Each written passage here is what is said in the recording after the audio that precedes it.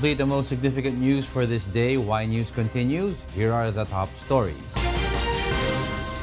The Metropolitan Manila Development Authority advises motorists to brace for heavy traffic ahead of the weekend rush. The MMDA says passengers bound for the provinces are expected to surge on Friday, as well as the influx of last-minute holiday shoppers.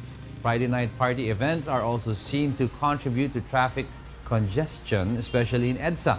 Based on MMDA's observation, the average speed of vehicles recorded in EDSA is currently at 14 kilometers per hour and is expected to go even slower during the weekend. Data from the MMDA also show that over 400,000 vehicles are plying EDSA each day, which is higher than its road capacity of 288,000 vehicles. With the expected gridlock, the MMDA calls on motorists to remain calm and observe road discipline. This is the last Friday, the most critical talaga na time for Christmas, or the 2 Fridays before Christmas.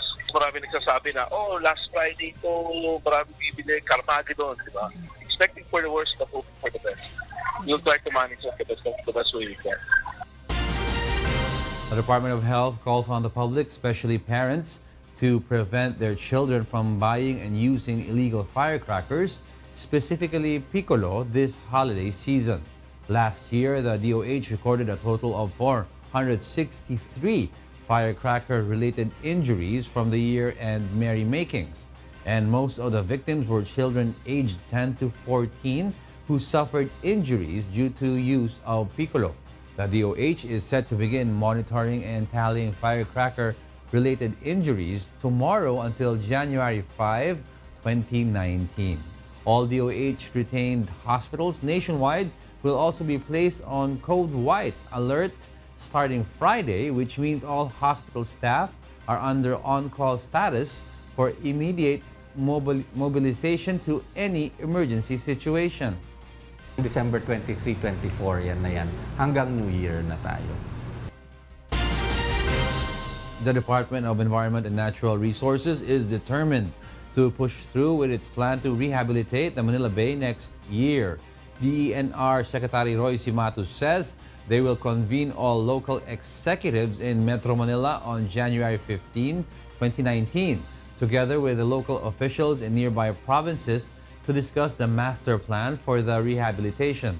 As part of the rehabilitation, DENR plans to install silt curtains in every end of the creeks that dispose water directly to Manila Bay to filter the trash. Residents around Manila Bay will also be relocated to nearby provinces. The agency also warns to shut down establishments that dispose wastewater to Manila Bay following their discovery that structures surrounding Manila Bay, specifically along Taft Avenue, have poor waste treatment facilities. Wastewater coming from them directly flows to Manila Bay, causing heavy pollution. Simato also says coliform level is at the highest on the Rojas Boulevard side of Manila Bay, which reaches to 333 most probable number. This is far higher than the safe level of 1,000 mpn recommended for swimming and recreational activities. The DENR hopes to see improvements in the quality of water in Manila Bay by the end of 2019. The problem is it coming from esteros in Metro Manila. Kung lumalabas kasi ngayon, di ba, ang ating sa Manila Bay is 330 million ang coliform level in Manila Bay. Saan mo nang gagaling ito? Ito sa mga esteros nito. More than 300 personnel of the state-run People's Television Network, or PTV, who are under contract of service or talent status are facing non-renewal of contract in 2019. In a letter released last December 17, signed by the PTV Network's officer in charge, Richard Valdez, the management said it is planning to dismiss staff with contract of service status as part of its austerity measures for 2019, following the withdrawal of several in-house and block timers from the station. Without the renewal of their contract, employees under contract of service or talents will have no work to welcome the new year. Iba naming reporter, mga senior reporter namin, they've been with PTV for more than 3 years already. So, saan ka nakakita ng government agency na ang mismong mandate nila is to deliver news, pero ang news team mo ay puro mga contractual? A Commission on Audit report on the manpower status of government TV station revealed that as of December 31, 2017, the company's workforce is composed of 550 employees, 158 are under permanent status, 8 are contractual, and 384 are under contract of service. The state-run TV station has yet to issue a formal statement on the matter. The Armed Forces of the Philippines has formed a board of inquiry to look into the recent attack by the communist rebels at the Army detachment in Sibagat, Agusan del Sur, and the subsequent abduction of government troopers. On Wednesday, 2 soldiers and 12 members of the Citizens Armed Force Geographical Unit or CAFGU were taken hostage by the New People's Army rebels in Barangay New Tubigon. The rebels also took 24 high-powered firearms from the military during the incident. Defense Secretary Delfin Lorenzana believes the NPA terrorists are planning to use their captives as shields against the ongoing military offensive in their area. Lorenzana adds they have already launched a hot pursuit operation and vowed to never stop until the rebels are neutralized and the captives are safely rescued. Gamitin nilang leverage to stop the operation ng military sa area nila.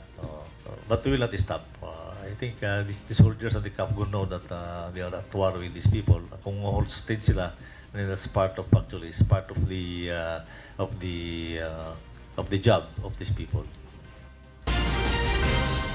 Vietnam's representative to the Miss Universe pageant, Hen Nye, has won the admiration of many people with her inspiring life story. The 26-year-old success is definitely one for the books, as she is the first ever contestant of Vietnam to reach the top 5 in the Miss Universe pageant. Nye, who belongs to the Raid ethnic minority, broke tradition to pursue her dream of having an education. She left her village to study in a college in Ho Chi Minh City.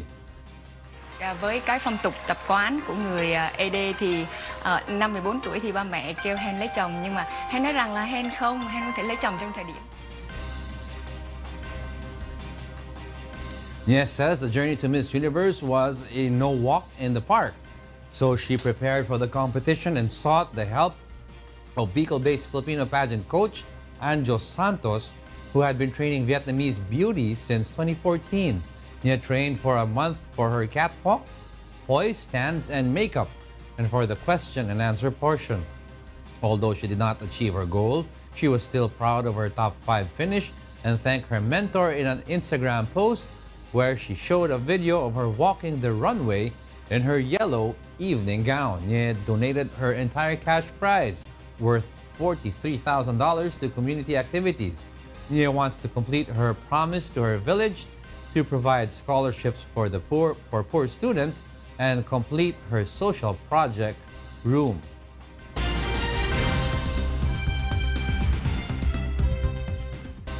And for the news abroad, here's Kath Dumaraos live from Bangkok, Thailand. Kath, good evening.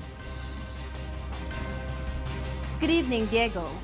U.S. President Donald Trump has decided to withdraw U.S. forces in Syria, but some senators and commanders are not happy with the decision. Beverly Saison tells us why. U.S. President Donald Trump overrode his top national security aides, blindsided U.S. ground commanders, and stunned lawmakers and allies with his order for U.S. troops to leave Syria, a decision that upends American policy in the Middle East. We've been fighting for a long time in Syria. I've been president for almost 2 years, and we've really stepped it up.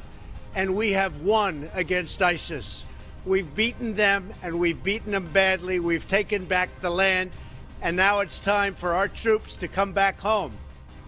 The result, said current and former officials and people briefed on the decision, will empower Russia and Iran and leave unfinished the goal of erasing the risk that Islamic State or ISIS, which has lost all but a sliver territory, could rebuild. Trump was moving toward his dramatic decision in recent weeks, even as top aides tried to talk him out of it, determined to fulfill a campaign promise of limiting U.S. involvement military abroad, two senior officials said.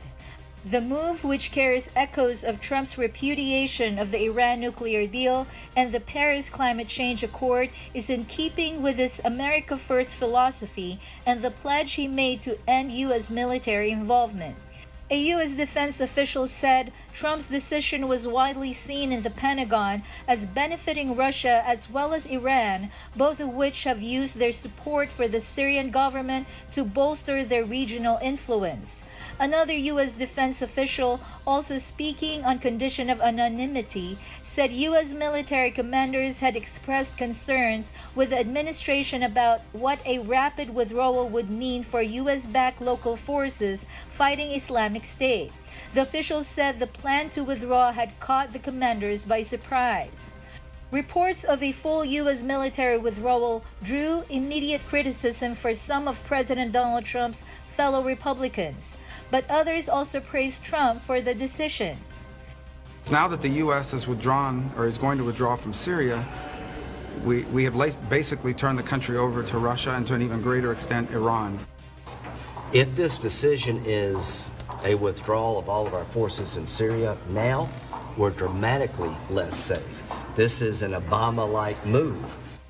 The decision to withdraw an American presence in Syria is a colossal, in my mind, mistake, a grave error that's going to have significant repercussions in the years and months to come. For the first time in my lifetime, we have a president with the courage to declare victory and bring the troops home. Syria's civil war, which began in 2011, has killed hundreds of thousands of people, displaced around half the country's pre-war 22 million population, and defied all efforts at diplomatic resolution. Beverly Saison, UNTV News and Rescue.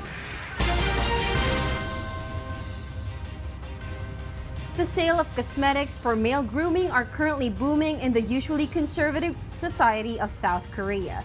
Here's why from Eric Ferrer.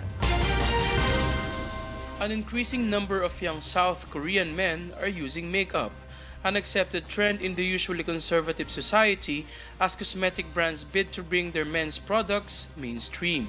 23-year-old postgraduate student Kim Min-ki, who has been uploading makeup tutorial videos on YouTube, is one of them. Kim said makeup helps him gain some level of confidence, adding that he was influenced by K-pop celebrities' flawless skin. In the 8 months leading to August, South Korea's biggest online shopping site, Gmarket, recorded a 130% jump from a year earlier in the sale of cosmetics to male customers, including mascara and lip tint. In local cosmetic shops in Seoul, male customers were seen browsing in a separate corner, displaying men's cosmetic products only.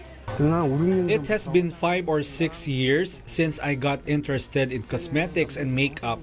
At the beginning, I was not able to find men's cosmetic lines, but now it is more convenient, as cosmetics for men, which match male skin tone better, came out.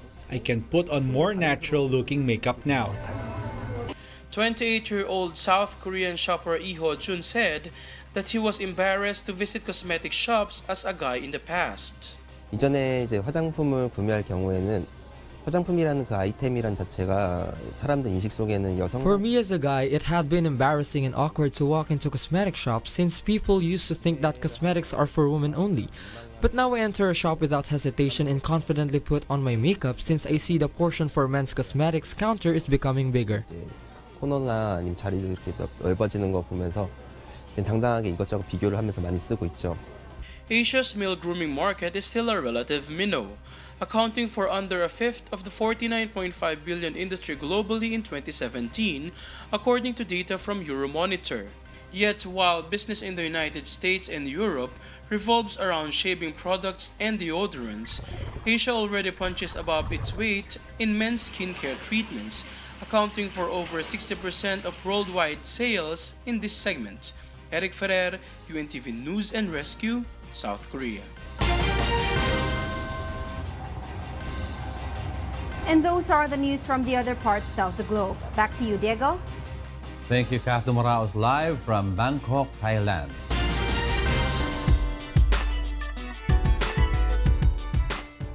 Composer Wishcovery Top Suzara has chosen another 2 Wishcoveries to move to the next round of Wishcovery Season 2, The Singer and the Song. Leslie Longbowen tells us why.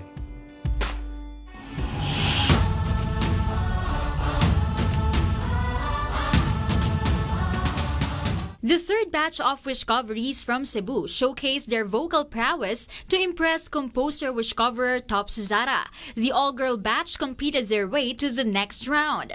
These include Nashwin Casas, "'Cause I always thought of dreaming was for kids, just a childish thing." Nelia May Abakita, lupa ako hanggang tanaw na lang ba tayo,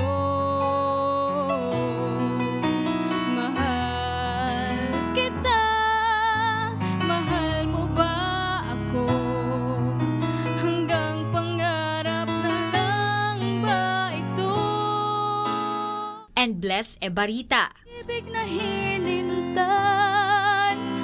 puso ay nalumbay ng kay tagal, ngunit ngayon nandito na ikaw, ikaw ang pag-ibig na binigay.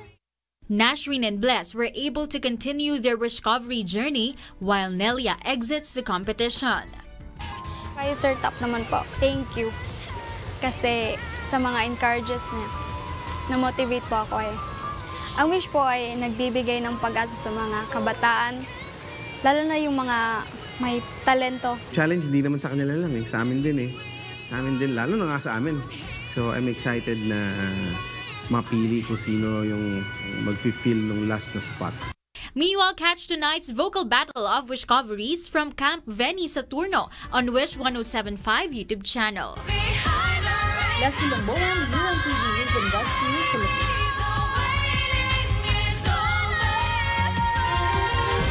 And those are the reasons behind the news. December